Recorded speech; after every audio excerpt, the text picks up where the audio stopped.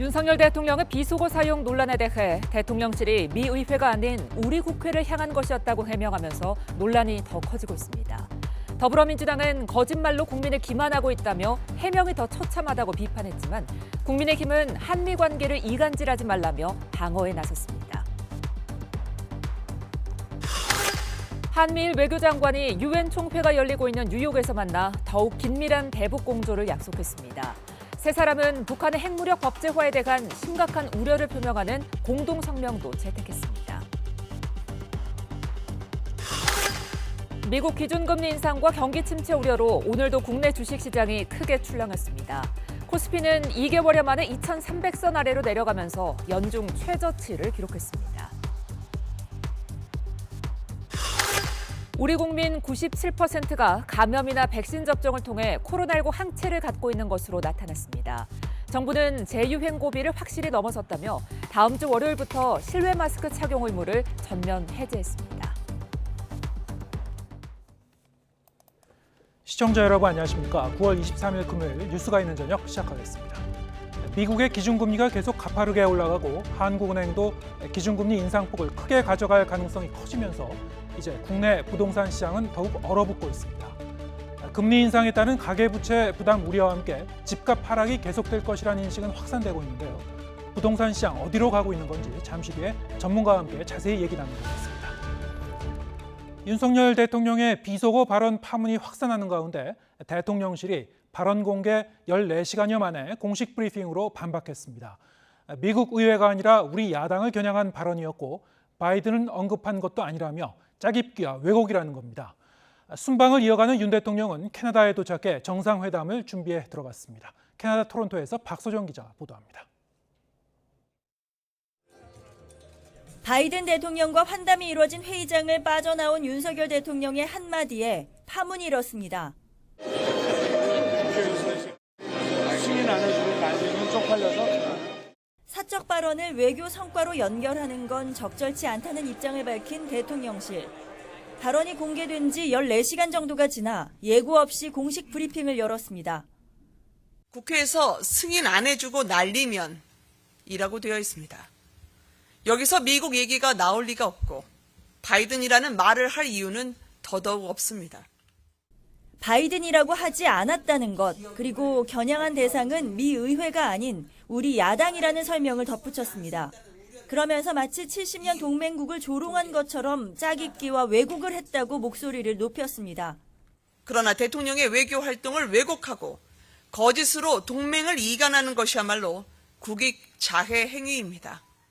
사과 의향이 없느냐는 질문에 대통령실은 거친 표현에 대한 국민의 우려는 잘 알고 있다면서도 끝내 사과의 뜻은 밝히지 않았습니다. 뉴욕을 떠나면서 윤 대통령은 SNS에 우리 정부가 글로벌 펀드에 1억 달러 공여를 약속했다며 국회의 적극적인 협력을 기대한다고 적었습니다.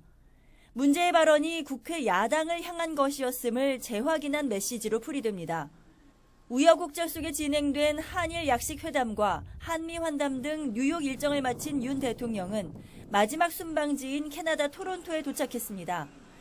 우리 시각으로 내일 새벽 오타와에서 트리도 총리와 한 캐나다 정상회담에 이어 공동 기자회견을 엽니다. 이번 회담에서는 핵심 광물을 포함한 글로벌 공급망과 인공지능 등 최신 과학기술에 대한 협력 방안이 주요 의제가 될 예정입니다. 캐나다 토론토에서 YTN 박소정입니다. 윤석열 대통령의 비속어 섞인 발언이 미국과는 관계없다는 대통령실 해명 이후에 정치권에선 논란이 더욱 확산하고 있습니다. 민주당은 거짓 해명이라고 반발하면서 총공세를 이어가는데 입장 표명을 자제하던 국민의힘은 한미 관계를 이간질하지 말라며 적극 옹호에 나섰습니다. 김경수 기자가 보도합니다. 더불어민주당은 윤석열 대통령의 비속어 발언 논란 뒤 15시간 만에 대통령실이 거짓 해명을 내놨다며 외교 참사라고 강조했습니다. 후폭풍을 모면하기 위해 화살을 야당에게 돌렸다면서 같은 표현을 사용해 윤 대통령에게 되묻기도 했습니다. 민주당 169명의 국회의원이 정령입니까? 윤석열 대통령은 이번 외교 참사와 거짓말로 국민을 기만하고 국제적 망신을 자초한 데 대해 국민께 직접 사과해야 합니다. 그동안 민생을 강조하며 여권을 향한 직접적인 비판을 자제하던 이재명 대표도 가세했습니다. 국민들은 망신살이고 아마 엄청난 굴욕감 그리고 자존감의 훼손을 느꼈을 겁니다. 거짓이 거짓을 낳고 또 실수가 또 실수를 낳는 일이 반복된다 그 말씀드립니다. 야당의 파상 공세가 이어지는 가운데 그동안 언급을 자제하던 국민의힘은 총력 방어로 태세를 바꿨습니다. 문제 발언에서 미국 이야기가 나올 이유가 없다는 대통령실 해명에 힘을 실은 겁니다. 저희로서는 대통령실의 해명을 믿을 수밖에 없지 않겠습니까? 우리 국회에서 1억 달러를 승인해 줘야 되는데 과연 이게 어떻게 될까라는 그런 우려 이런 것을 그냥 지나가면서 사적인 혼잣말로 한 것입니다. 또 잇따라 공식 논평을 내고 민주당이 대통령의 혼잣말을 침소봉대해 한미동맹을 이간질한다고 맞받았습니다. 다만 주호영 원내대표는 윤 대통령 발언이 우리 국회 야당을 향한 것이라도 유감스럽다면서 몸을 낮췄습니다. 정확한 사실관계를 파악하지 못한 상태에서 제가 언급하는 것이 바람직하지 않습니다만은 만약에 그 용어가 우리 국회를 우리 야당을 의미하는 것이라 했다고 하더라도 많이 유감스러운 일이죠. 대통령실 해명을 두고 정반대 평가가 나오면서 윤 대통령 비속어 논란은 좀처럼 잦아들 기미를 보이지 않고 있습니다. YTN 김경수입니다. 네, 방금 들어온 속보 전해드리겠습니다. 검찰이 이명박 전 대통령의 형 집행정지 연장 신청을 받아들였습니다. 수원지방검찰청은 오늘 오후 2시부터 형 집행정지 심의위원회를 열고 이 전 대통령의 신청을 받아들여 형 집행정지 기간을 3개월 연장하기로 했습니다. 이에 따라 이 전 대통령은 오는 27일 기존 석방기한이 만료된 뒤에도 건강이 회복될 때까지 3개월 더 검찰이 지정한 장소에서 치료를 받게 됩니다. 자세한 소식은 잠시 뒤에 취재기자 연결해서 더 자세히 알아보도록 하겠습니다. 네, 미국 백악관은 현재 시각 22일 윤석열 대통령의 비속어 발언 논란과 관련해 무대응 기조를 보이면서 한미 관계는 굳건하다는 입장을 밝혔습니다. 백악관 국가안보회의 NSC 대변인은 성명에서 켜진 마이크 발언에 대해서는 언급하지 않겠다고 밝혔다고 미국 일간지 워싱턴 포스트가 보도했습니다. 이 대변인은 이어 우리와 한국과의 관계는 굳건하고 증진하고 있다면서 바이든 대통령은 윤 대통령을 핵심 동맹으로 여긴다고 말했습니다. 아울러 두 정상은 어제 유엔 총회를 계기로 유익하고 생산적인 회동을 했다고 덧붙였다고 워싱턴 포스트는 전했습니다. 유엔 총회가 열리고 있는 뉴욕에서 한미일 외교장관이 만나 대북 문제와 삼국 공조 방안을 논의했습니다. 세 나라는 북한의 핵무력 법제화에 우려를 표시하고 7차 핵실험을 강행할 경우 단호하게 대응하기로 뜻을 모았습니다. 워싱턴 권준기 특파원의 보도입니다. 한미일 외교수장이 인도네시아 G20 회의 이후 2달여 만에 다시 한자리에 모였습니다. 회의에 앞서 블링컨 미 국무장관은 한미일 세 나라 협력을 강조했습니다. 각각 양자 형식으로 협력할 때보다 3국이 공조하면 더 효과적이라는 겁니다. For the United States, this trilateral partnership matters. It makes a difference, and I think we can see that in the work that we're doing together. 1시간가량 이어진 한미일 외교장관 회담에서 핵심 이슈는 역시 북한이었습니다. 3국 외교장관은 공동 성명을 통해 무엇보다 북한이 7차 핵실험에 나설 경우 강력하고 단호하게 대응하겠다고 밝혔습니다. 이어 북한이 핵무력 법제화에 나서며 긴장을 고조시키는 것에도 심각한 우려를 표명했습니다. 한반도 비핵화라는 목표 달성을 위해 함께 노력하는 것이 중요하다며 북한이 수차례 탄도미사일을 발사한 것을 규탄한다는 입장도 재확인했습니다.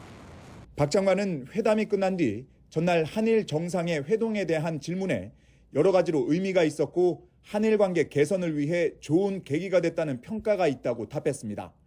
바이든 대통령과 만난 뒤 윤석열 대통령의 발언 논란과 관련해 해명할 기회가 있었는지에 대해선 대변인이 설명을 다 한 것 같다며 언급을 피했습니다.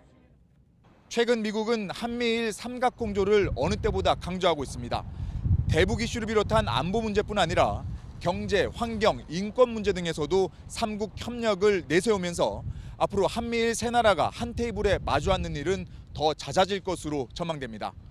워싱턴에서 YTN 권윤기입니다. 미국 연준의 기준금리 인상 쇼크가 이틀째 이어졌습니다.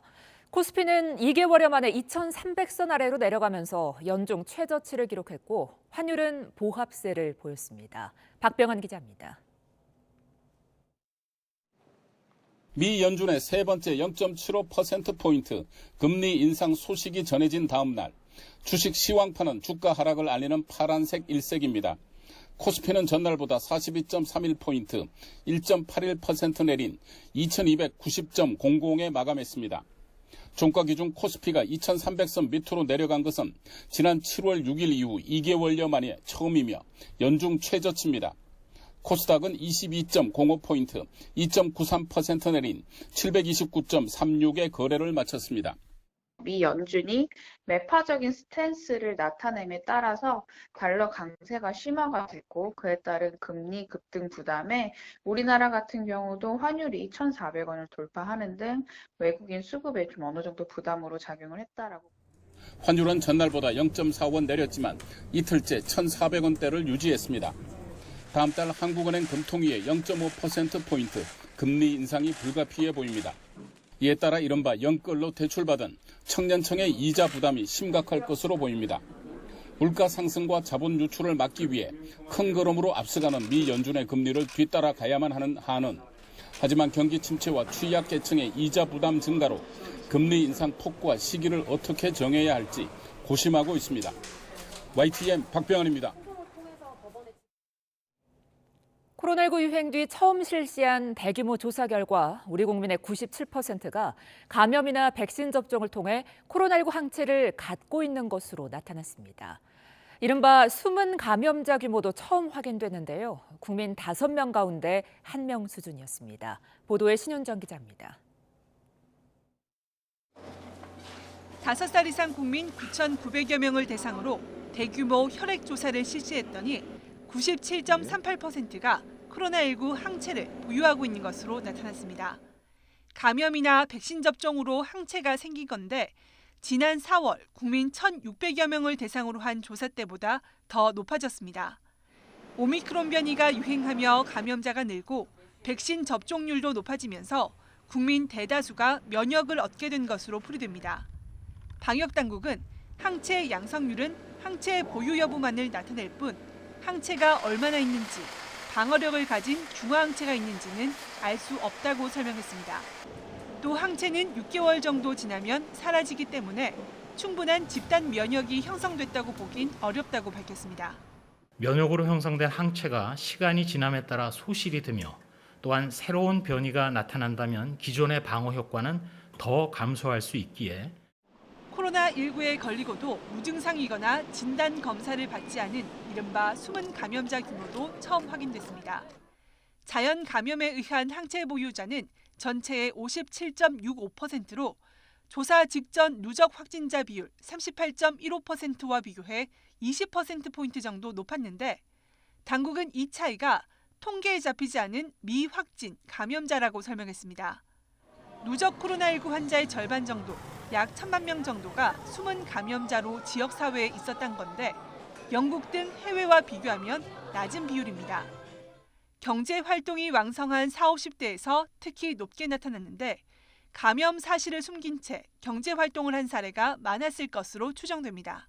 아무래도 진단검사를 받고 격리가 되었을 때 느낄 수 있는 여러 가지 불편함들 그리고 국가의 지원 같은 것들이 그런 연령대의 분들에게는 어려움으로 작용할 수 있다는.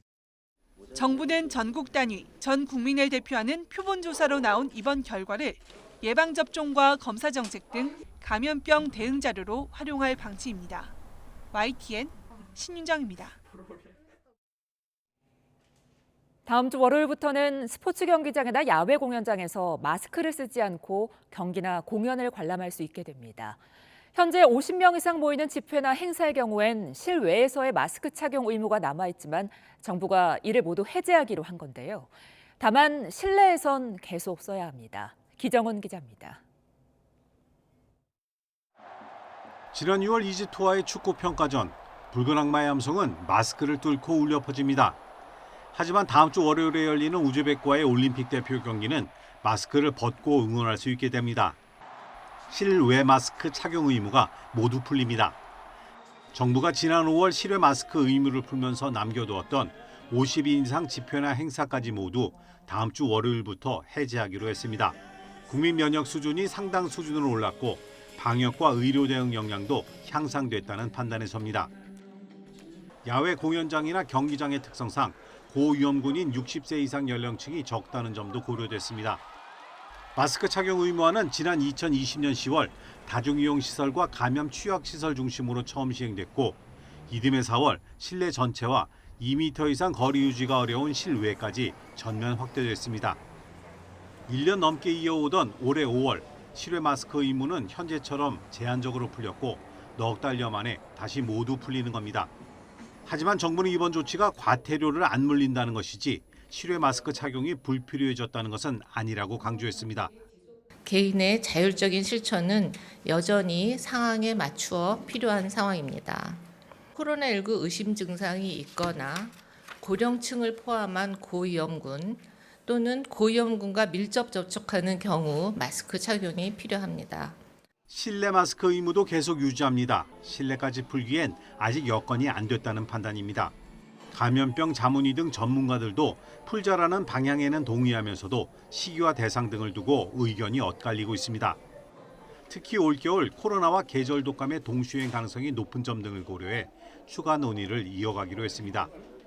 방역당국은 실외 마스크 의무가 해제되더라도 기침이나 재채기를 할 때 옷소매로 입과 코를 가리는 등 기침 예절과 손위생 관리를 더욱 철저히 해달라고 당부했습니다. YTN 기정훈입니다.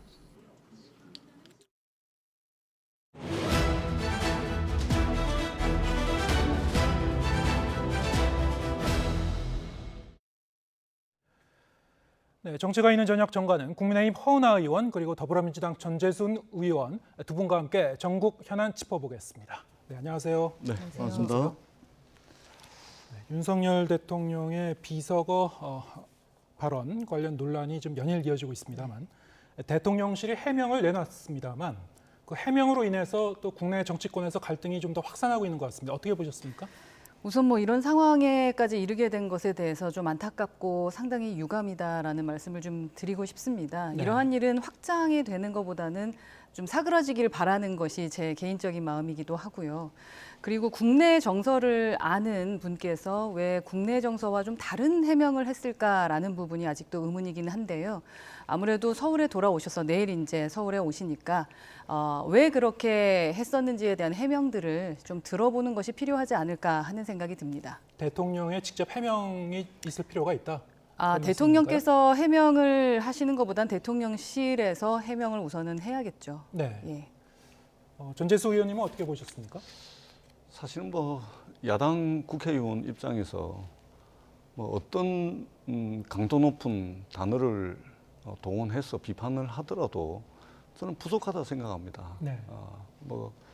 그렇기 때문에 굳이 그렇게까지 비판을 하지 않더라도 우리 국민들께서 다 판단을 하고 계시다. 이런 말씀을 드리고 싶고, 참 이게 대통령은 해외 나가시면 있잖아요. 네. 저도 이제 대통령 네 분을 모시고 해외 순방을 엄청 자주 가봤었는데 나가시면은 국익의 대표, 또 국익의 옹호자가 대한민국 대통령입니다. 그런데 어떤 국익을 대표하고 옹호하기 위한 활동보다는 오히려 욕 잘하는 대통령, 또 거친 입을 가진 대통령, 이런 이미지로 지금 다른 나라 정상들에게 이미지가 완전히 굳어져 버렸거든요. 이렇게 돼버리면 지금 앞으로 4년 8개월이라는 대통령 재임 기간이 남았는데 4년 8개월 동안 얼마나 많은 대한민국의 국익의 옹호자로서, 국익의 대변자로서 대한민국 국익을 위해서 전 세계를 누벼야 되는데 과연 이것이 가능하겠느냐. 이것까지 고민해야 될 정도의 굉장히 심각하고도 엄정한 이런 지금 이게 외교 참사가 벌어졌다. 이렇게밖에 볼 수가 없습니다. 우리가 자세와 태도가 중요하거든요.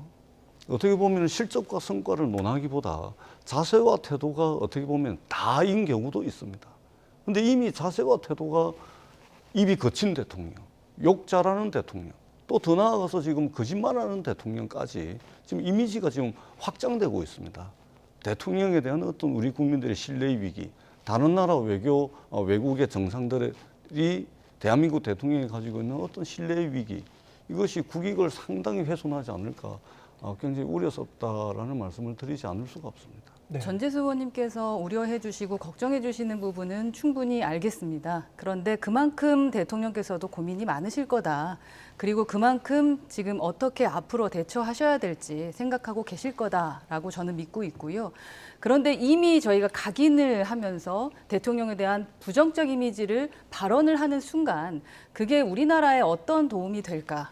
이러한 논란들을 계속 키웠을 때 무슨 이득이 있을까? 라는 부분을 한번 생각하면서 야당도 이 발언에 대한 것은 조금 내일 이후로 좀 미뤄줬으면 좋겠다라는 것이 제 개인적인 입장입니다. 현대 민주주의를 잘못 이해를 하고 계신 것 같은데요. 현대 민주주의는 이미 SNS가 민주주의를 대체하고 있다라고 이야기해도 과언이 아닙니다. 어제 그 상황은 있잖아요. 대통령을 수행하는 기자단이 풀 기자단을 구성을 했습니다.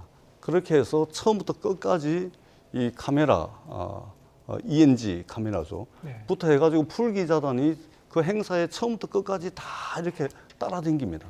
그다음에 휴대폰 카메라가 아니고요. 방송용 카메라입니다. ENG 카메라죠.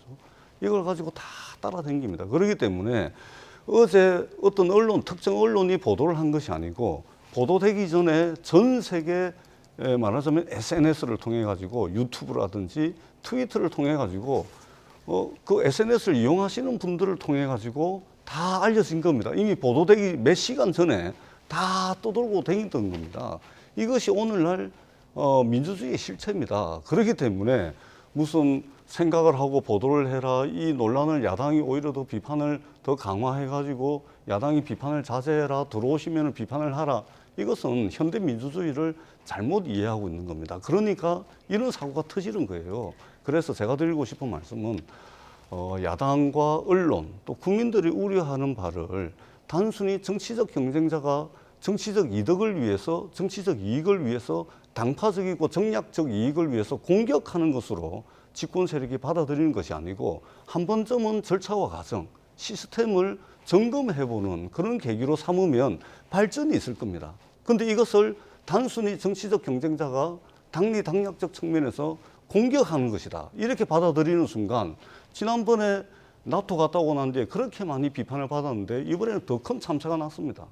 절차와 과정, 그 다음에 시스템을 점검하지 않고 이번에 갔기 때문에 또 이런 참사가 생기는 겁니다. 그렇기 때문에 국민들이 우려하는 바, 야당과 언론이 지적하는 바를 공격으로 받아들이지 마시라, 이 말씀을 제가 야당의 국회의원이 아니고 국민의 한 사람으로서 꼭 좀 드리고 싶습니다. 이건 말씀을 좀 드리고 가야 될 것 같은데, 저도 누구보다도 민주주의를 수호하고 그 민주주의 절차에 대해서 그 수호하는 것으로 우리 당에서 알려져 있습니다. 지금 제가 민주당에 말씀드리는 것은 민주주의에 대한 것이 아니죠. 사실 제가 말씀하셨던 것을 한 번 더 반복하기가 싫어서 말씀을 안 드렸던 거지, 대통령께서 거짓말쟁이다, 또 이러저러한 말씀들을 전재수 의원님께서 지금 방송에서 하셨기 때문에 원래 있었던 얘기만 하시라는 겁니다. 그 이유까지 말을 하면서 그걸 이미지 각인을 시킬 필요는 없다라는 발언을 한 겁니다. 네. 잠시만 제가 꼭 한 말씀 드려야 되겠는데요. 네. 제가 대통령을 향해서 거친 말을 쓰시는, 또 거친 말을 쓰면서 욕을 잘하신다, 이것은 이미 몇 번에 걸쳐서 확인된 것입니다. 이준석 당대표가 이 땡땡 저 땡땡 했을 때 아유 설마 그랬겠어 넘어갔습니다. 근데 그 뒤에 이준석 당대표가 이 땡땡 저 땡땡에 대한 논란이 당내에서 일어나니까 이 땡땡 저 땡땡보다 더 심한 욕도 했다라고 이야기를 했습니다. 근데 아니나 다를까 세상 천지에 국익의 대변자이신 대통령께서 전 세계 정상이 다 모인 거기에 가가지고 이 땡땡을 합니다. 벌써 저 증명이 된 거 아닙니까? 욕 잘하잖아요. 그 다음에 거짓말 보세요.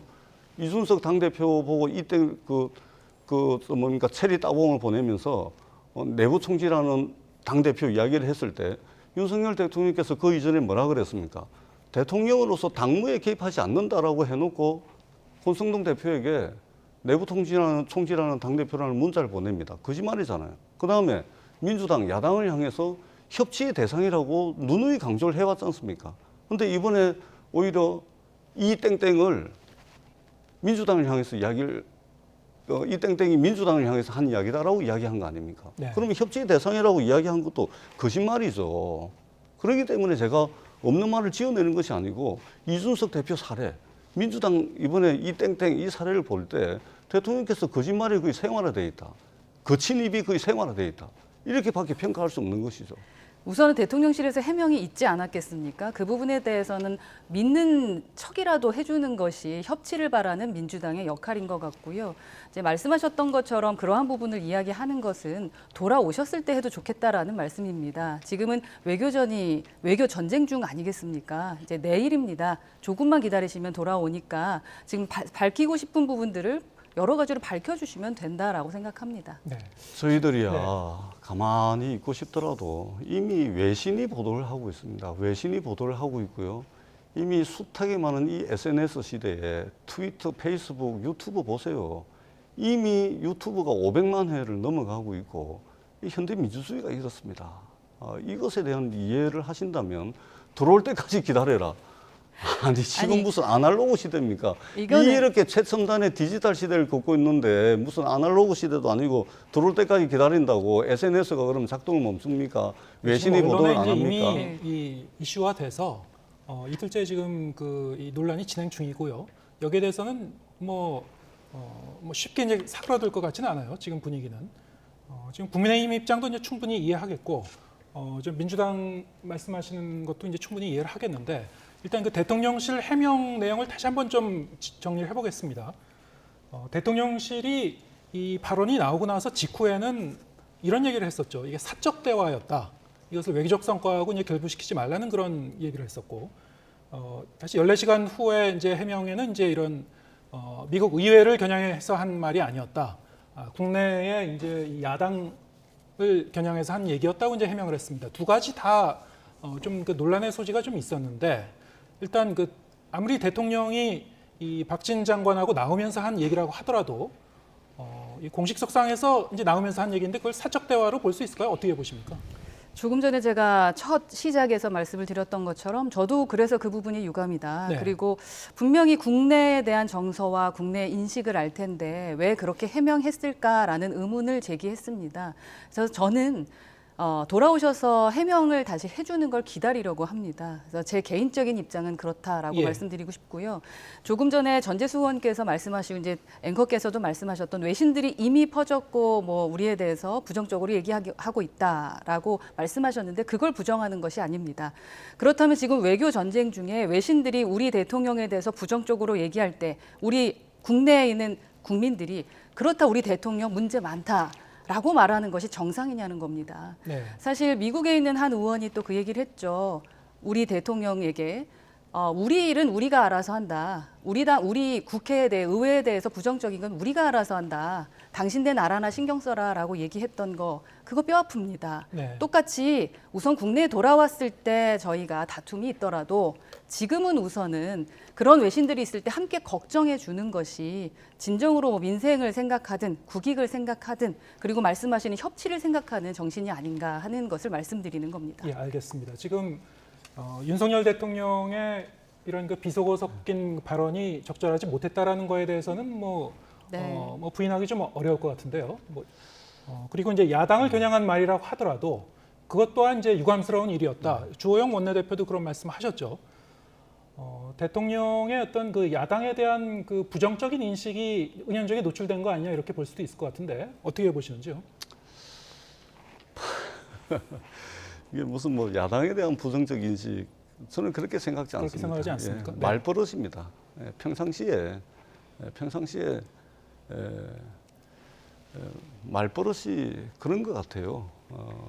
그러지 않고서야 이게 이 짧은 시간에 여당의 당대표를 향해서도 이 땡땡 저 땡땡이라고. 아니 이 외교 전쟁이라고 그러는데 그런데 가가지고 세계 정상이 모여가지고 있는 데서도 이 땡땡이라고 그러고 아니 이걸 어떻게 설명이 가능합니까? 평소에 이제 언어적 습관이 언어적 노출된 것이다. 언어적 습관이고 언어의 이제 품격에 관한 문제다. 그러기 때문에 이게 쉽게 고쳐질 문제는 제가 볼 때는 아닌 것 같습니다. 그리고 한번 들어보세요. 아주 자연스럽게 나오지 않습니까? 사실은 저희들 같은 경우는 저는 이제 국회의원입니다만 저거 하라고 원고에 써줘도 잘 안 돼요. 그러니까 생각과 말과 행동이라는 것이 이게 결국은 인격이고 품격을 나타내는데 제가 이렇게 말씀드리고 싶지 않습니다만 네. 그러나 이거 외에는 방법이 없습니다. 설명할 길이 없어요. 예. 그렇기 때문에 참 이게 좀 창피하고 좀 이게 아니 대한민국 국민들이 다른 나라 이게 대한민국 여권을 들고 다른 나라 갔을 때 다른 나라 국민들이 뭐라 그렇게 생각하겠습니까? 대한민국 대통령이 이렇게 욕하고 다니는데 대한민국 국민들을 바라보는 외국인들의 시선이 어떻겠습니까? 그래서 대한민국 국민들이 부끄럽다는 겁니다. 저는 상당히 심각한 일이 벌어졌다. 이것은 뭐 외교를 논하기 이전에 이것은 정말 참사 중에서도 이게 상상하기 어려운 참사가 벌어졌다. 그 부분에 대해서는 뭐 허은하 의원님이 말씀하신 대로 순방이 마무리되고 이제 돌아오면은 거기에 대해서 대통령실이 또 한 번 좀 구체적인 해명을 좀 할 필요가 있지 않을까 그런 생각이 들고요. 사실 이제 이 발언 때문에 계속 이제 이슈가 거듭이 됐습니다만 순방 기간 동안에 이제 외교적 성과에 대해서도 간단하게 좀 짚어보겠습니다. 글쎄요, 어제도 이제 그런 얘기를 했습니다만 좀 기대가 크다 보니까 좀 실망도 컸던 건지 이 가시적인 성과는 좀 부족하지 않았냐 이런 그 얘기도 나오고 있습니다. 어떻게 보십니까? 글쎄요, 저도 국내에서 뉴스로만 전해 들었을 때는 기대만큼의 진짜로 성과가 있는가 싶어서 저 찾아봤을 때 우선 그러니까 한일 정상회담을 정상회담이다라고 저희는 하고 있으니까요. 정상회담을 했었던 부분은 여러 가지 논란은 있습니다만 그럼에도 불구하고 의미가 있다라고 생각을 합니다. 그리고 우리 바이든 대통령을 만나는 부분도 그 영국에서도 얼굴을 봤고 또 미국에 와서도 다시 한 번 더 얼굴 한 2번 정도 뵌 걸로 알고 있는데 그렇게 자꾸 얼굴을 보이면서 우리가 무엇을 원하는지 사실 실무진이 잘 알고 그 부분을 전달을 하지 않았겠습니까? 근데 그 한국의 정상이 지속적으로 뭔가 이야기를 하는 그 모습을 보면 신경이 좀 쓰일 겁니다. 사실 바이든 자체는 선거가 얼마 남지 않았기 때문에 자기 선거로 바쁨에도 불구하고 그래도 우호적으로 지내야 되는 그 한국이라는 나라에서의 정상을 이렇게 자꾸 눈이 마주치게 되면 신경이 쓰일 수 있다라고 저는 생각합니다. 외교는 세일즈입니다. 기본적인 세일즈의 첫 단추를 좀 잘 꿰고 있는 것이 아닌가 하는 생각이 들고요. 그것이 나쁘게 평가되지 않았으면 좋겠다라는 생각이 듭니다. 물론 여러 가지 실수와 이러한 부분들 때문에 그런 것들이 지금 다 덮어지긴 했는데요. 아마 제가 알고 있지 못한 부분에 대한 성과들도 지금 캐나다에서도 지금 회담이 지금 끝난 걸로 알고 있는데 캐나다에서도 저희가 목적한 바를 좀 이뤄서 돌아올 수 있을 거라고 기대하고 있습니다. 이번 해외 순방 기간 중에요. 여러 가지 말씀하신 대로 뭐 성과도 찾아볼 수 있다 말씀하셨습니다만 전반적으로는 좀 이렇게 뚜렷한 성과는 없지 않느냐 뭐 이런 평가를 특히 이제 야당 쪽에서 하고 있는 것 같아요. 그리고 아울러서 사전 조율 과정이 좀 많이 부족하지 않았느냐, 사후 대응 과정도 좀 적절하지 못한 점이 있지 않느냐. 그래서 이와 관련해서 이 민주당에서는 아마 이 외교 라인에 좀 문책이 필요하지 않느냐, 대통령의 직접 해명도 필요하지 않느냐 이렇게 좀 강하게 얘기를 했던 것 같습니다. 전 의원님 그 의견은 어떠신지요? 원래 정상회담은 성공하지 않을 수가 없습니다. 거의 99.9%의 정상회담은 전부 성공하게 되어 있습니다. 갔다 오면은 선물 보따리를 풀 수 있을 정도로 모든 정상회담은 성공할 수밖에 없는 절차입니다. 미리 준비를 다 하고 그럼요. 미리 합의하고 조율하고 서로가 챙겨야 될 이익들 다 챙겨가지고 그러고서 정상회담을 하기 때문에 그러지 않는 정상회담을 할 이유가 없는 것이죠. 다자회담이든 양자회담이든. 그렇기 때문에 정상회담은 성공하지 않을래야 성공하지 않을 수 없는 것이 정상회담임에도 불구하고 이번에는 이 윤석열 대통령의 어떤 국익의 옹호자로서의 자세와 태도뿐만이 아니고 이번 외교의 어떤 순방의 실적 같은 성과 또한 굉장히 참혹한 상황이다. 제가 좀 말씀을 드리자면 우리가 지금 66년 만에 지금 100억 달러 이상의 무역 적자를 내고 있습니다. 뿐만 아니고 14년 만에 원달러 환율이 1,400 넘어가고 있습니다. 그리고 이 지금 무역 적자가 지금 5개월 연속 14년 만에 적자인데 지금 6개월 연속 적자를 예정을 하고 있죠. 굉장히 심각한 상황입니다. 이런 상황에서 적어도 미국하고 통화 수완만큼은 확실하게 했어야 됩니다. 지금 무역 적자가 지속되다 보니까 가랑비에 옷 젖듯이 우리나라의 외환 보유고가 계속해서 줄고 있습니다. 통화 스왑을 해가지고 외환 보유고에 대한 우려를 리스크를 회피해놨어야 되는데 이것도 제대로 안 됐죠. 뿐만 아니고 우리나라의 현대기아차가 미국에서 전기차가 잘 팔렸습니다. 근데 어느 날 갑자기 IRA, 인플레이션 감축법을 바이든 대통령이 서명을 하면서 소위 말해서 전기차 한 대 사는데 미국으로 $7,500 보조금을 주는데 이 지금 현대기아차에서 만든 전기차는 보조금이 없습니다. 한 1,000만 원이 넘는 돈인데 이거 어떻게 했어야 되거든요. 뿐만 아니라 반도체, 바이오, 전기차 배터리까지 해가지고 글로벌 공급망이 재편되고 있는데 이 속에서 대한민국의 국익을 수호를 하고 그렇게 했어야 되는데 하나도 안 됐습니다. 우리나라에서는 인플레이션 감축법에 대해서 협의하기로 했다고 했는데 그 뒤에 백악관에서 발표한 내용 보세요. IRA, 인플레이션 감축법에 대한 언급이 한마디도 없습니다. 그 다음에 한일 정상회담요, 과거사 문제, 그 다음에 강제징역, 강제동원의 문제. 일본이 지금 공식적으로 이렇게 표현하는 경우가 없는데 공식적으로 일본이 외무부가 어떻게 표현을 하냐면 안 만나도 되는데 끝끝내 만나자 그래서 우리가 있는 곳으로 찾아오겠다 해서 만나줬다. 안 만나도 되는데. 그래서 다음번에는 한국이 이번에 빚을 졌으니까 다음번에 한국이 뭔가 선물 보따리를 가지고 올 거다. 대개의 경우 정상회담을 하면 이런 식으로 외교부 논평이 나오질 않습니다. 상대국을 존중해 주기 때문에. 근데 이 정도의 처참한 외교 논평을 대한민국 국민들이 듣고 있습니다. 이거 어찌해야 됩니까? 식민지 지배의 가해자로서 식민지 살해를 했던 우리 피해자가 이렇게 일본한테 이런 식으로 이야기를 들어야 되겠습니까? 저는 심각한 외교적 참사를 지금 빚고 있다. 이렇게밖에 말씀을 드릴 수가 없습니다. 두 가지로 좀 반박을 좀 해야 될 것 같습니다. 우선, 시간이 좀 얼마 남지 않아서요. 굉장히 좀 짧게 말씀해 주셨으면 좋겠습니다. 외교는 세일즈다라고 말씀을 드렸는데 세일즈는 오늘 팔러 가서 바로 팔 수 있는 게 아닙니다. 만약에 한미 관계가 그동안 문정부에서 좋았었다면 어쩌면 결과가 나왔을 수도 있겠죠. 처음부터 다시 시작해야 되는 관계였다라는 말씀 드리고 싶고요. 5개월 됐습니다. 우리 정부.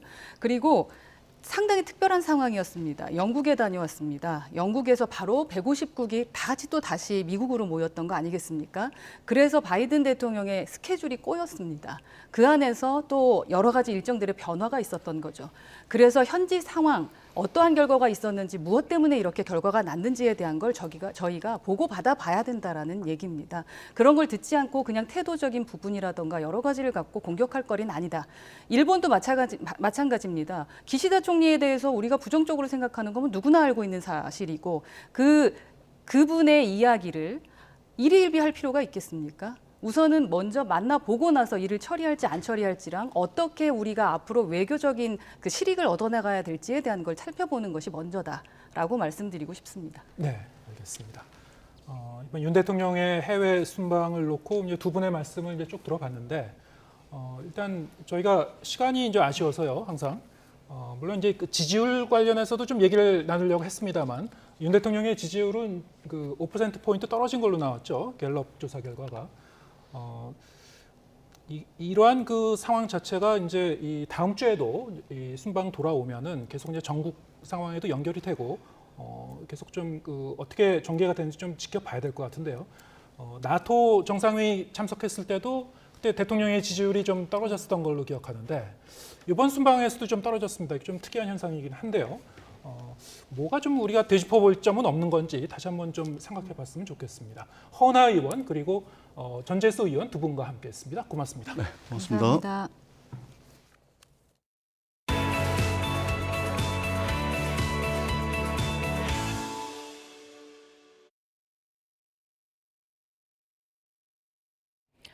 검찰이 이명박 전 대통령의 형 집행정지 연장 신청을 받아들였습니다. 건강 문제로 이미 3개월 석방됐던 이 전 대통령은 3개월 더 석방된 상태로 검찰이 지정한 장소에 머물며 치료를 받을 수 있게 되는데요. 취재기자 연결해 자세히 알아봅니다. 정인용 기자. 네, 사회 일부입니다. 네, 이명박 전 대통령의 형 집행정지 신청 결국 한 번 더 받아들여졌군요. 네, 수원지방검찰청은 오늘 오후 심의위원회를 열고 이명박 전 대통령의 형 집행정지 연장 신청을 받아들이기로 결론 내렸습니다. 3개월 석방 기간을 연장해 주기로 한 건데요. 검찰은 공식적으로 별도의 연장 이유에 대해선 밝히지 않았지만 지난번 한 차례 형 집행정지를 할 당시 건강을 해할 염려가 있다고 밝힌 바 있어서 이번에도 같은 이유 때문으로 보입니다. 형사소송법을 보면 건강이나 나이 등에 밀어 형 집행이 가혹하다고 볼만한 사유가 있을 때 집행정지 신청을 할 수 있습니다.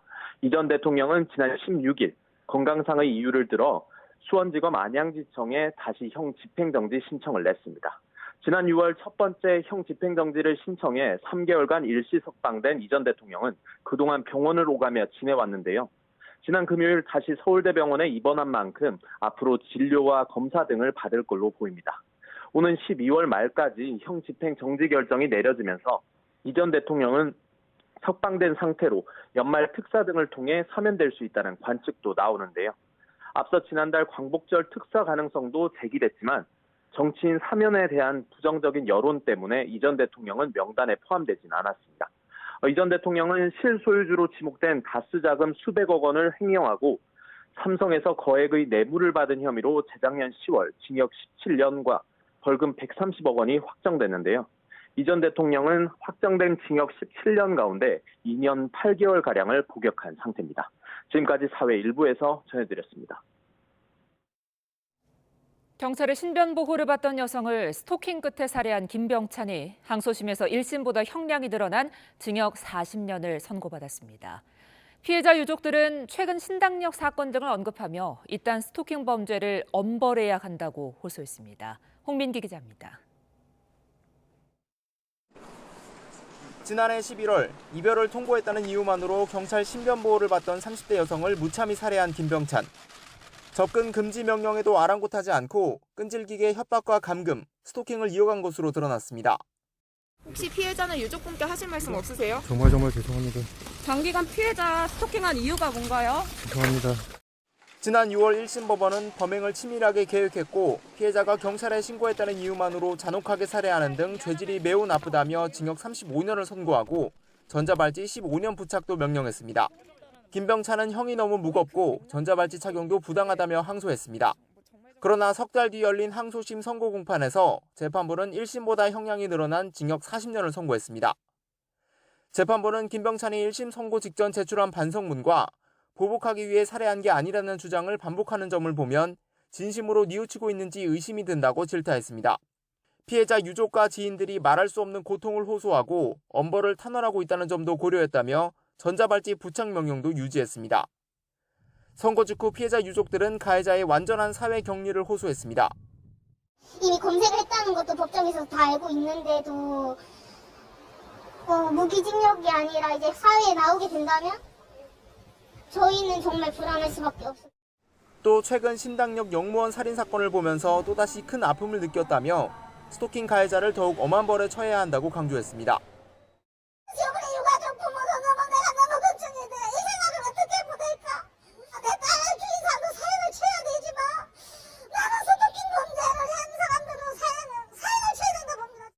무기징역을 구형했던 검찰과 김병찬 측 어느 한쪽이라도 상고할 경우 김병찬은 대법원의 판단을 다시 받게 됩니다.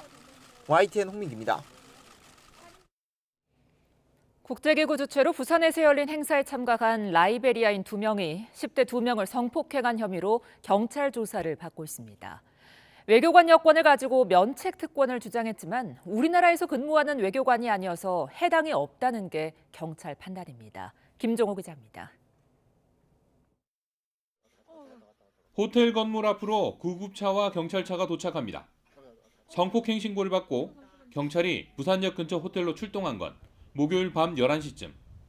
투숙객은 문을 열라는 경찰 요구에도 문을 잠그고 버텼습니다. 안에서 이제 이중 잠금이 되잖아. 그걸 안 열고 버티고 있었단 말이에요. 체인을 잠그고 안 열었던 상황이 당시 객실에는 라이베리아인 남성 2명과 우리 청소년 2명이 함께 있었습니다. 라이베리아인 2사람은 지하철역 근처에서 10대 2명을 만나 자신들이 묵던 숙소로 데려갔습니다. 설득 끝에 문이 열렸고 경찰은 남성 2명을 현행범으로 체포했습니다. 경찰은 4사람이 만나게 된 경위 등을 조사하고 있습니다. 무적절한 관계가 있었고 거기에 관한서 이 피해자들로부터 신고가 접수가 됐고, 그래서 저희들이 그 해행범 체포를 했고. 라이베리아 공무원인 2명은 국제해사기구가 주최한 교육 프로그램 참석차 부산을 찾은 거로 확인됐는데 초청 경위에 대해서 주최 측은 말을 아꼈습니다. 조사 과정에서 2사람이 외교관 여권을 보여주며 면책 특권을 주장하기도 했지만 우리나라에서 근무하는 외교관은 아니어서 적용 대상이 아니라는 게 경찰 판단입니다. YTN 김종호입니다. 온라인에서 화제가 된 소식을 전해드리는 오늘 3컷. 첫 소식은 하천에 추락한 승용차의 운전자를 구하고 홀연히 사라진 의인입니다. 어제 대전 안영동의 한 하천역 주차장에서 주차 연습을 가던 여성 운전자가 조작 미숙으로 그만 하천에 빠지고 말았는데요. 승용차는 물속으로 완전히 가라앉았고 운전자는 겨우 차에서 빠져나왔지만 수심이 깊어 물 밖으로 나오지 못했습니다. 그런데 이때 사고를 본 한 남성이 직접 하천에 뛰어들어 운전자를 구조했고 덕분에 운전자는 크게 다치지 않고 귀가했는데요. 현장에 도착한 구조대원이 표창을 위해 인적사항을 물어봤지만 이 시민은 원하지 않는다며 홀연히 떠났습니다. 그야말로 용감한 시민인 의인에게 누리꾼들은 모두 박수를 보내고 있습니다. 요즘 간편하게 사 먹을 수 있는 편의점 도시락 많이들 찾으실 텐데요. 편의점 도시락에서 전선을 묶을 때 사용하는 케이블 타이가 나왔다는 주장이 제기됐습니다. 50대 남성 A씨는 지난 3월 강원도 원주의 한 편의점에서 구매한 도시락에서 흰색 케이블 타이가 반찬에 섞여 나왔다고 주장했습니다. 그러면서 모르고 씹었다가 치아가 손상되는 피해를 입었다고 주장했는데요. 도시락을 납품한 업체 측은 이물질을 회수했고 도시락에서 케이블 타이가 나온 경로를 파악하고 있다고 밝혔습니다. 다만 자신들이 사용하는 케이블 타이와는 색이 다르다며 어떻게 된 일인지 제조 공정을 자세히 살펴보고 피해자와 보상도 논의하고 있다고 밝혔는데요. 어떤 경위 때문인지는 확인이 필요하겠지만 음식물 관리 한치도 소홀함이 없어야겠습니다. 러시아에선 우크라이나 전장에 보낼 예비군 동원령에 대혼란이 벌어지고 있습니다. 러시아 밖으로 탈출 행렬이 이어지는가 하면 징집을 피하기 위해 팔을 부러뜨리는 방법 등의 검색이 급증하고 있습니다. 러시아가 군 동원령을 발동한 건 2차 대전 이후 처음인데요. 우크라이나 전장에 보낼 예비군 징집을 본격화하면서 SNS에는 러시아 내 군사동원센터에서 출발하는 남성들을 향해 눈물을 흘리며 작별 인사를 가는 가족들의 모습이 담긴 영상이 다수 등장했습니다. 징집을 거부하는 움직임도 나타나면서 모스크바에서 무비자로 갈 수 있는 나라들의 직항표는 매진되거나 가격이 급등했고 러시아 구글 트렌드에는 징병 피하는 방법, 팔 부러뜨리는 법 등의 검색어가 상위에 올라 러시아의 상황을 짐작하게 하고 있습니다. 지금까지 오늘 3컷이었습니다.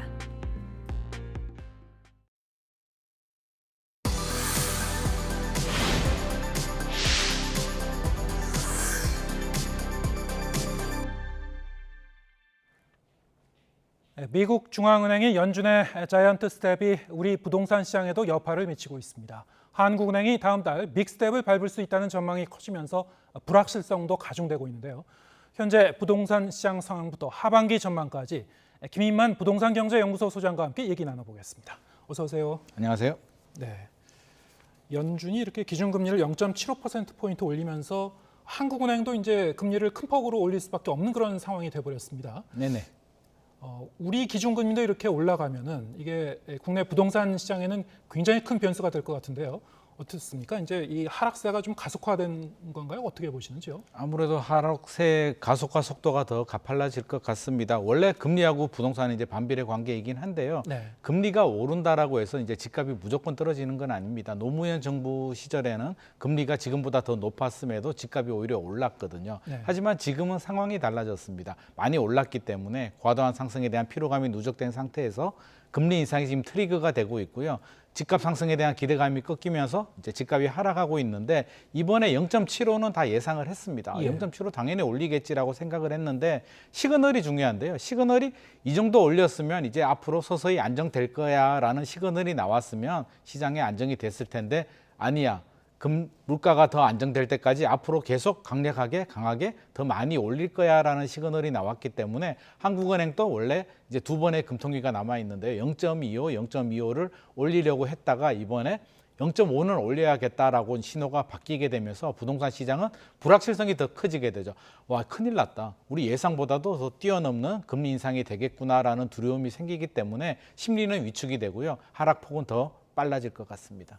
더 큰 문제는 이 금리 인상이 한두 번으로 끝나는 것이 아니고 네네. 한국은행도 이제 물가 환율을 잡기 위해서 그리고 이 금리 역전 현상을 대응하기 위해서 앞으로 이제 한동안 금리를 올려갈 가능성도 있다. 이렇게 되면 이제 상당히 좀 불안감이 이제 커지는 건데요, 네네. 시장에. 지금 이제 부동산 시장 같은 경우에는 집을 내놓는 사람 그리고 집을 구하는 사람 사이에 일종의 좀 눈치 싸움 같은 그런 양상인 것 같습니다. 네네. 그런 관망세 속에서도 이제 이 집값이 이제 하락하고 있다는 그런 소식도 들려오고 어떻습니까? 지금 사실 지역마다 좀 이렇게 차별화해서 좀 봐야 될 것 같은데요. 네.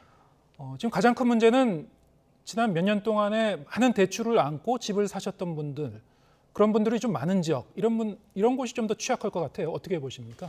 지역마다 편차는 있습니다. 아무래도 대출을 좀 적게 받았고요. 자금 여력이 있는 강남이라든지 핵심 지역들은 좀 오래 버틸 수 있는 여력이 되고 위험 관리가 되는데 좀 연끌했다라고 하죠. 좀 무리하게 뒤늦게 주택을 사신 분들, 좋은 아파트 비싼 지역들은 살 수가 없고요. 상대적으로 좀 저렴한 지역에 많이 들어갔는데 이런 분들은 위험에 굉장히 취약하게 됩니다. 준비가 안 되어 있고요. 하락에 대한 상승에 대한 기대감이 굉장히 컸기 때문에 이런 상황이 아마 굉장히 좀 당황스러운 상황이 될 것 같습니다. 지금 매도자, 매수자 팽팽한 줄다리를 하고 있는데요. 서서히 무게중심이 좀 이동하고 있는 것 같습니다. 지금 불확실성이 가장 문제가 되는데요. 금리 인상도 이 정도 올렸으니까 앞으로 이렇게 올라갈 거야라는 계획이 나온다면 어느 정도 되는데 지금은 얼마가 올라갈지 모르는 상황. 네.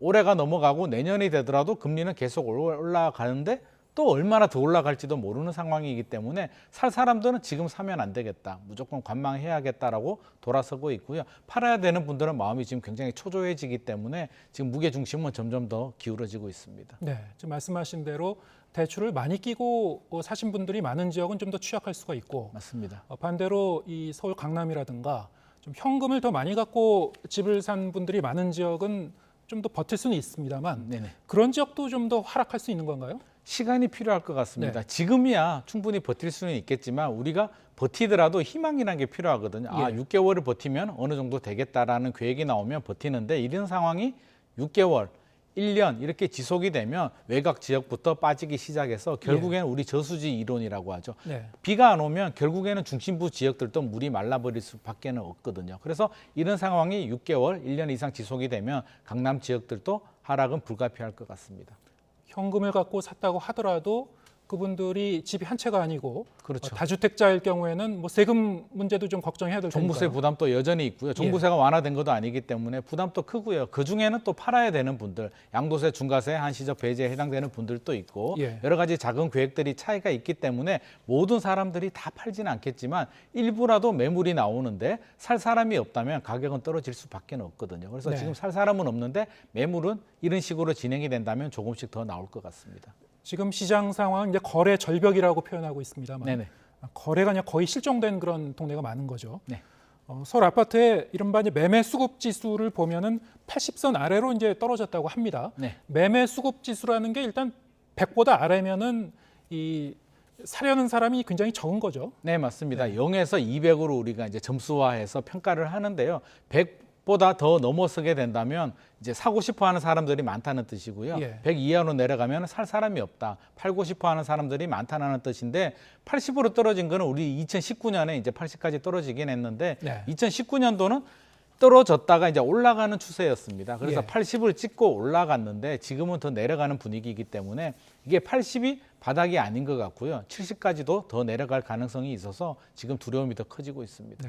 원희룡 국토부 장관이 최근에 이런 거래 절벽은 집값이 너무 비싼 탓이라고 진단을 했습니다. 그렇다면은 지금 이 집값에 어느 정도 거품이 끼어 있는 건지 물론 집값이 최근 너무 많이 올랐다는 얘기는 많이 이제 들어왔습니다만 관련해서 오늘 그 연구소에서 경제연구소에서 나온 그런 그 지표가 있었죠. 화면에 좀 띄워주시겠습니까? 전국 주택 가격의 이제 거품 비율을 이제 조사를 한 건데요. 네네. 네. 한국경제연구원에서 낸 자료인데 세종시 같은 경우가 가장 거품 비율이 높군요. 60%, 경기도가 58%, 서울 같은 경우에는 38%고요. 서울 중에서도 뭐 서초구라든가 강남 지역은 38% 평균 수치보다 훨씬 더 높게 나왔고요.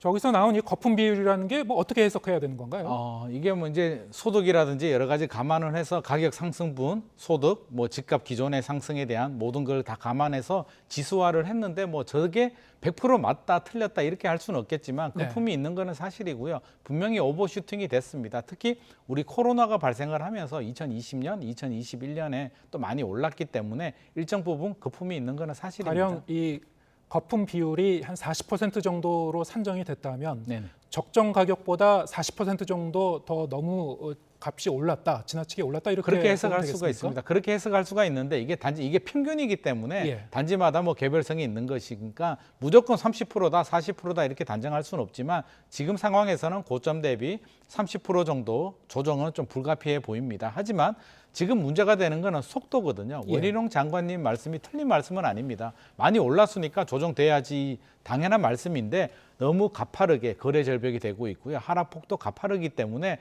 이렇게 뭐든지 급격하게 변하는 건 바람직하지 않거든요. 그래서 올랐으니까 당연히 떨어져야 돼. 정부는 아무런 대책을 내놓지 않을 거야 라는 시그널을 주게 되면 시장에서는 정부는 아무런 대책이 없는구나. 큰일 났다라고 받아들이면서 밸런스가 붕괴가 되고요. 우리 집값 오를 때도 한번 밸런스가 붕괴가 되면 2017년에서 2020년 문재인 정부 굉장히 힘들었잖아요. 모든 규제들, 대책들이 나와도 집값을 못 잡았는데 이 밸런스가 붕괴가 돼서 반대로 집값이 이렇게 빨리 떨어지게 되고요. 심리가 완전히 붕괴가 되면 완화 대책들, 활성화 대책들이 나와도 약발이 먹히지 않습니다. 그래서 이거는 굉장히 좀 중요한 문제고요. 시그널 자체가 정부는 항상 예의주시하고 있다. 우리는 적절한 대응을 할 준비가 되어 있으니까 관망하고 지켜보겠다라는 메시지를 주는 게 더 효과적일 것 같습니다.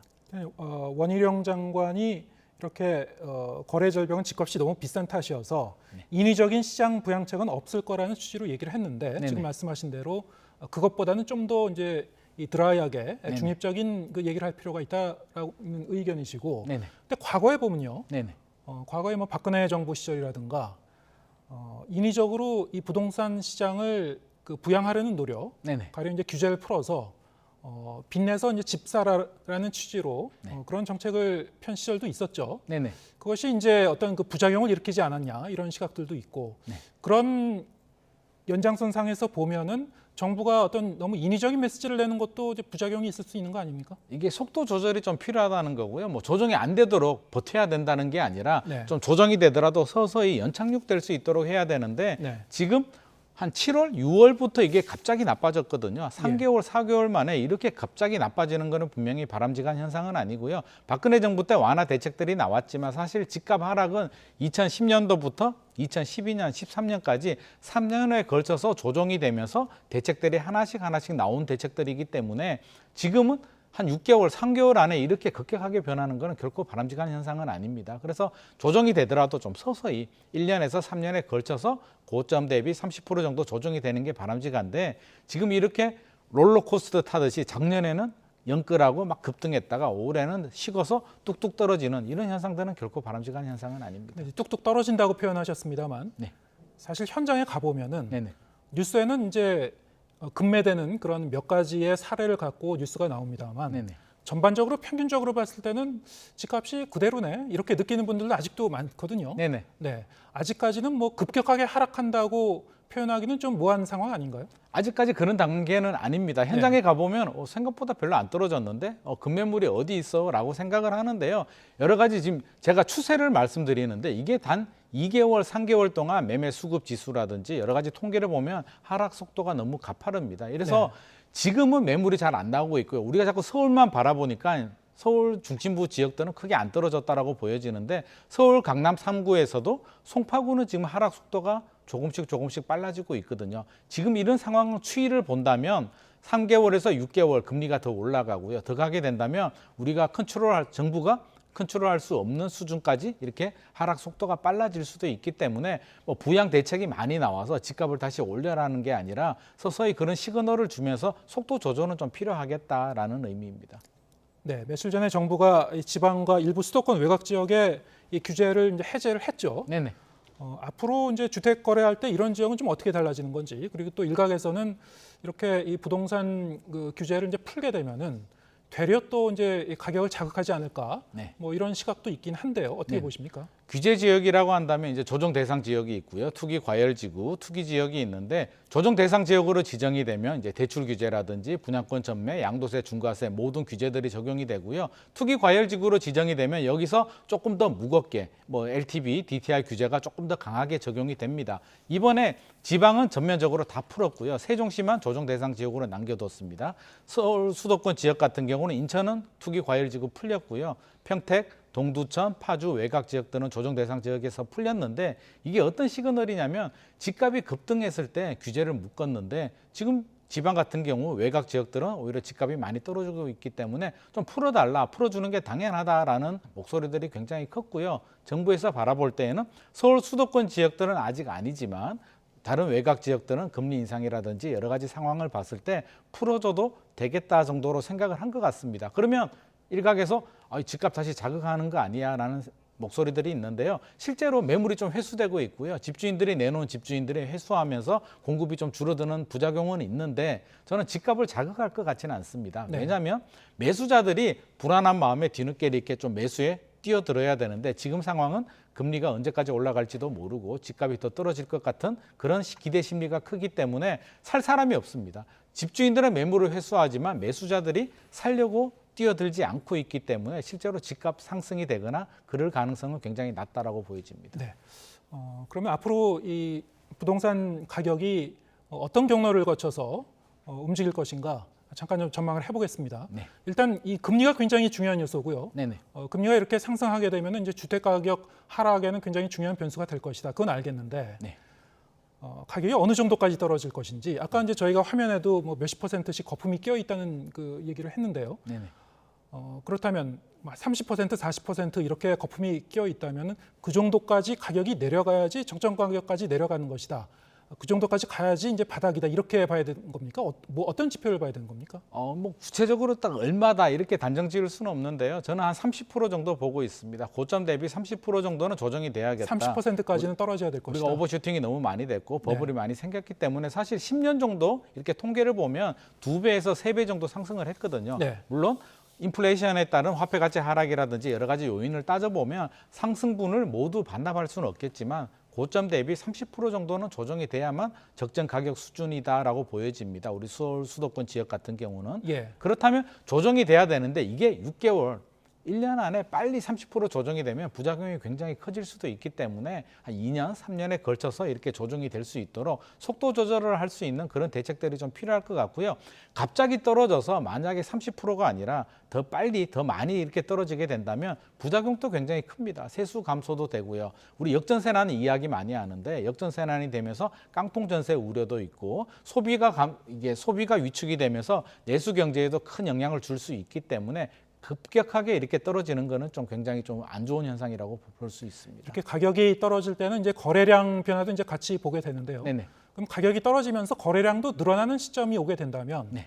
그것은 이 하락 속도가 이제 가속화되는 징조입니까? 아니면 거꾸로 이 바닥에 가까워졌다는 신호입니까? 어떻게 해석해야 되나요? 거래량이 좀 뒷받침이 돼야 되는 거는 맞습니다. 네. 지금은 거래량이 너무 안 되는 게 사실은 굉장한 큰 문제고요. 떨어지더라도 거래량이 수반돼야 되고 올라갈 때도 거래량이 수반돼야 되기 때문에 지금은 살 사람들이 금리 인상의 두려움, 또 집값이 많이 올랐다는 생각 때문에 안 들어가고 있는데요. 한 고점 대비 20에서 30% 정도 조정이 된다면 이 정도면 내 집 마련할 수 있을 거야라는 생각하시는 분들이 많이 생길 것 같고요. 네. 금리 인상도 계속 오를 수는 없잖아요. 예. 내년 상반기 정도 되면 이 정도 올랐으면 이제 더 이상 안 오를 거야라는 시그널이 나온다면 예. 매수자들이 들어오면서 거래가 활성화되고요. 어느 정도 안정이 될 것 같습니다. 예, 알겠습니다. 일단 이제 금리 추이를 봐야 될 것 같고요. 맞습니다. 하지만 이제 금리 인상 행진이 멈춰선다고 하더라도 네.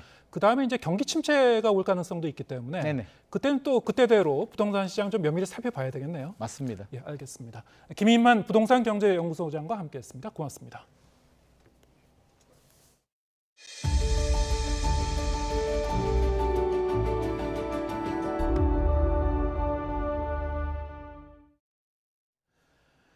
우리나라에서 가장 먼저 단풍을 볼 수 있는 곳은 강원도 설악산인데요. 최근 일교차 큰 가을 날씨가 이어지면서 설악산 정상부터 붉은 단풍이 물들기 시작했습니다.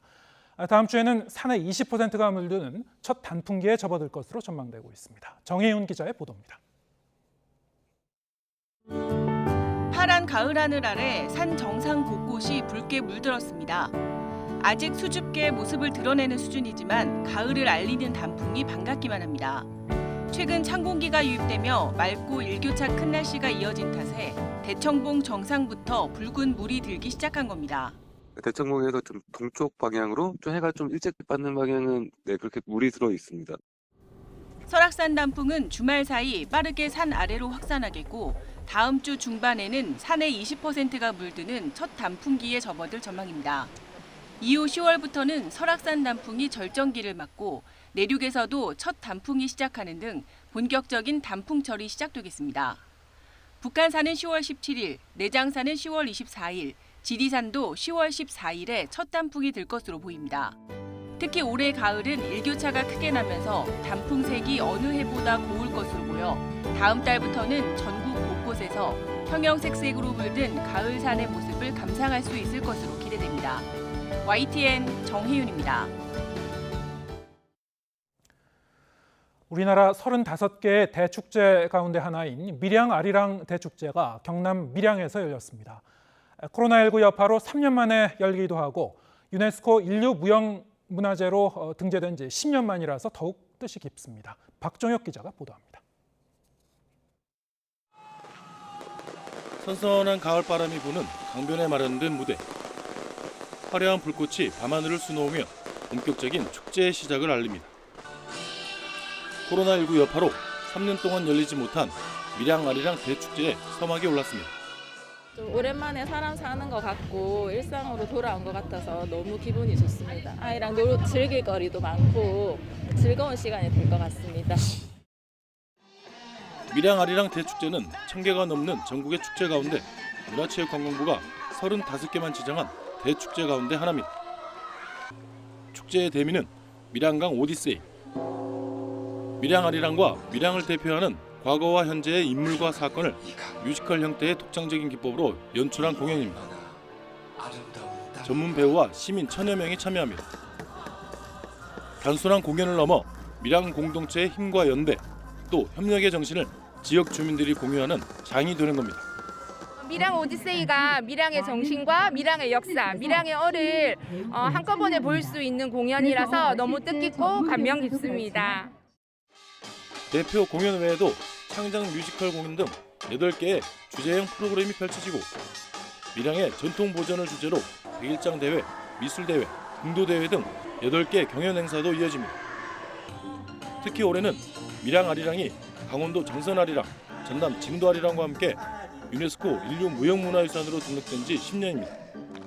이를 기념해 밀양과 정선 그리고 진도 등 3대 아리랑이 모두 모이는 축제도 다음 달 14일부터 사흘 동안 열립니다. 아리랑을 주제로 한 대한민국 문화의 달 행사가 우리 밀양에서 개최됩니다. 아리랑의 유네스코 인류 무형유산 등재 10주년을 기념하는 행사입니다. 세계 속의 밀양 아리랑을 주제로 한 밀양 아리랑 대축제는 오는 25일까지 이어집니다. YTN 박정혁입니다.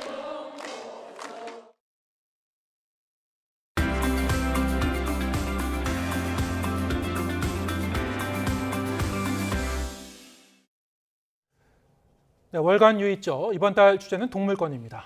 지난 시간엔 박류를 준비하는 돌고래 비봉의 이야기를 전해드렸는데요. 오늘도 마찬가지로 인간의 즐거움을 위해 이용되다 버려진 동물들의 이야기를 전해드립니다. 권희범 PD 나와 있습니다. 안녕하십니까? 네, 어서 오세요. 네, 이번에는 이 경마장에서 뛰다가 경주마로 뛰다가 지금은 이제 은퇴한 그런 경주마들, 이런 경주마들을 모아서 구조 보호하는 게 말 쉼터에 다녀왔다고 들었습니다. 제주도에 있다고요. 네, 퇴역 경주마들이 학대에 노출된 경우가 많았다고요. 네, 지난 1월 한 사극 드라마 촬영 과정에서 동원된 말이 죽은 사건 기억하는 분들 많으실 텐데요. 예. 네, 당시 죽은 말이 퇴역 경주마로 알려져 이슈가 번졌습니다. 제가 취재해보니 이 말뿐만 아니라 이용 가치가 떨어진 퇴역 경주마는 주인으로부터 버려지는 등 학대에 노출되는 경우가 많았습니다. 실제 지난달에는 충남 부여의 한 폐 목장에서 방치된 채 버려진 말 2마리가 동물단체에 의해 구조되는 일도 있었습니다. 당시 한 마리는 심각한 상처가 있었고 한 마리는 앙상한 뼈만 남은 상태였는데요. 다행히 지금 동물단체에 구조돼 제주 말 쉼터에서 여생을 보내고 있습니다. 영상 먼저 보시겠습니다.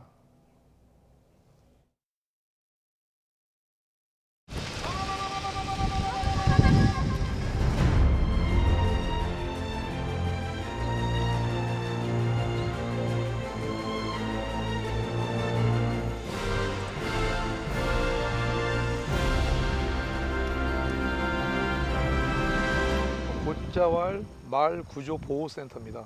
우리나라에서 경주 퇴역마나 승용마의 퇴역마들 갈 곳이 없어서 도축되어 버리는 말들을 구조하고 보호하고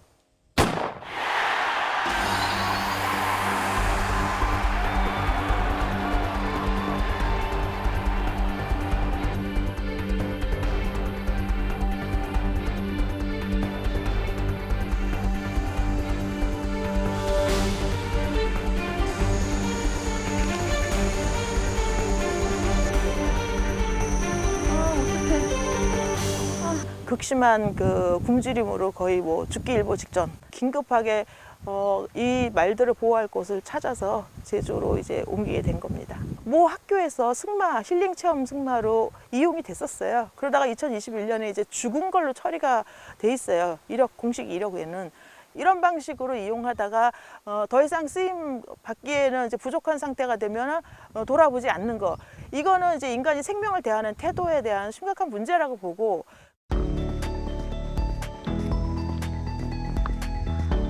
온지 거의 한 달도 안 됐잖아요. 한 20일, 25일?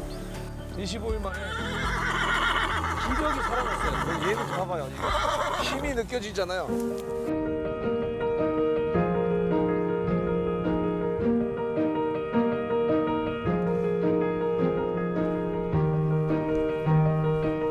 우리 아다지오도 경주마 출신인데 경주마로 뛴 거는 한 3년 정도 됐고요. 근데 단지 6개월 만에 뼈밖에 안 남아버린 거예요, 완전히. 제일 복받은 말이에요, 이 말은. 후원하는 사람이 생겨서. 그래서 그 후원하시는 분이 천천히 그냥 이제는 자유롭게 살아라 해서 아다지오라고 이름 지었어요.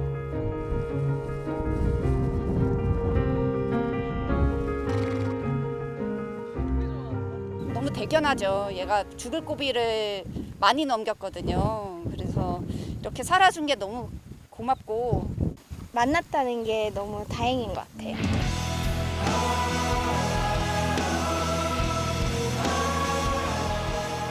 말은 사람이 함부로 대할 수 있는 그런 거를 생각하지 말고 반려마? 안 그러면 한 식구처럼 대해줬으면 좋겠어요.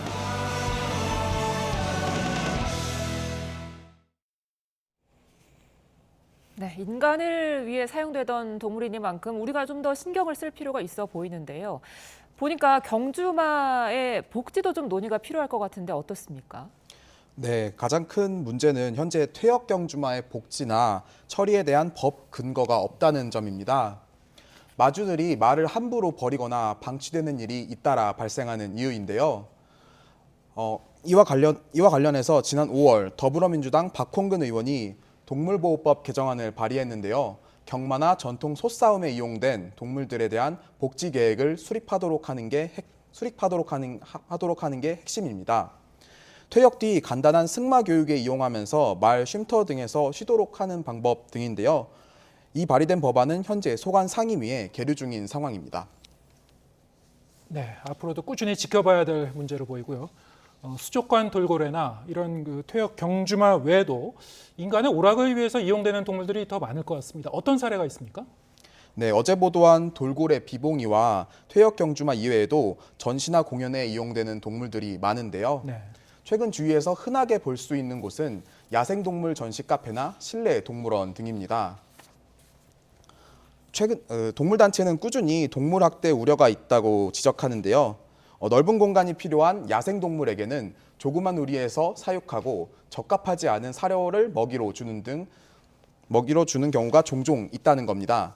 또 은신처를 제공하지 않거나 햇볕을 충분히 쬐지 못하는 장소에서 키우는 경우도 있다고 지적합니다.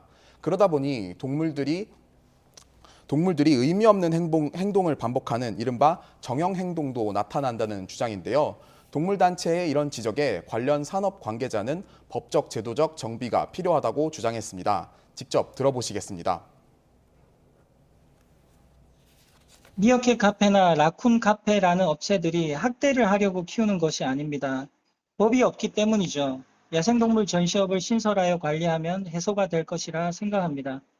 또한 실내동물원의 경우 실내에서 키우기 부적합한 종을 지정하고 적절한 사육 환경에 대한 기준을 성립하여 법제화한다면 이러한 야생동물 복지 문제는 해결될 것이라 생각합니다. 네, 돌고래나 경주마처럼 멀리 갈 거 없이 우리 주위에서 우리를 인간들을 위해 사용되는 동물들의 권리 좀 더 다시 한번 생각해 볼 필요가 있어 보입니다. 월간 일자 다음 주제는 어떤 겁니까? 네, 다음 주는 개 식용에 관해서 짚어봅니다. 동물권 이야기가 나올 때마다 빠지지 않고 등장하는 주제가 개 식용과 관련한 이야기인데요. 저희 제작진이 시민들과 관계자, 전문가 등을 만나 다양한 의견을 들어봤습니다. 네, 지금까지 권희범 PD와 함께했습니다. 고맙습니다.